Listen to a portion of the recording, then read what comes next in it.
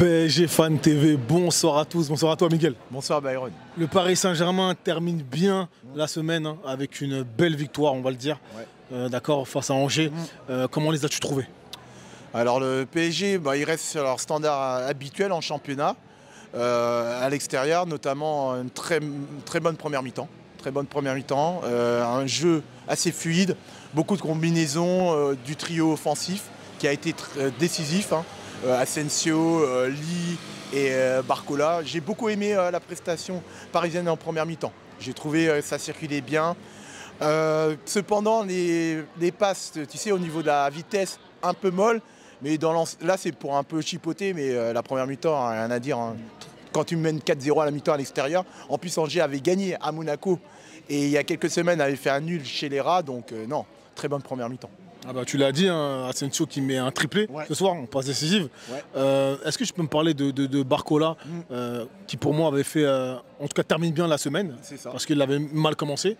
Donc ce soir, il conserve sa place de meilleur buteur du championnat. Exactement, oui, je suis d'accord avec toi. Barcola est resté sur une prestation à mon goût pas bonne contre l'Atlético. Et là, ce soir, décisif. À chaque action qu'il a eue, il les a transformées. Une frappe sèche et une belle tête sur un beau centre de Kangli. Barcola clinique ce soir. D'accord. On parle souvent d'un Paris Saint-Germain à deux visages. Voilà.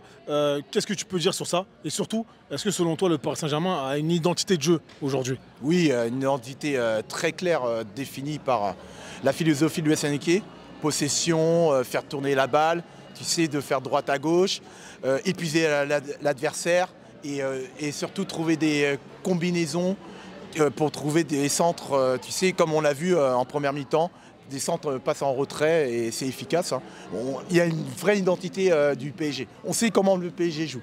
Et en revenant sur ta question précédente, tu m'avais parlé de, comment il s'appelle, tu m'avais dit Asensio, c'est ça? Tu m'avais dit. Non, je t'ai posé une question sur la fameuse identité de jeu et le côté deux visages du Paris Saint-Germain, avec la Ligue des Champions notamment. Excuse-moi, j'ai fait sur la question précédente. Alors, on va dire que la différence, c'est que quand ils inscrivent les buts, le Paris Saint-Germain, les attaquants, ils ont plus le temps d'armer. Ils ont le temps, on l'a bien vu sur les deux derniers buts en fin de première mi-temps. On a vu que Kangli a eu le temps d'ajuster, alors qu'en Ligue des Champions, non. Dès que tu as le ballon, à la limite de la surface de réparation, tu as toujours un joueur. Et il faut avoir le geste plus rapide pour faire une bonne passe. C'est ça la différence. C'est juste le temps.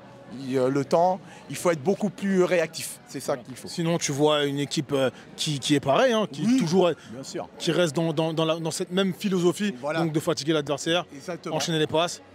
Et voilà, tout simplement. Qu'est-ce que tu peux nous dire sur ton flop de la soirée ce soir pour terminer? Non, il n'y a pas de flop.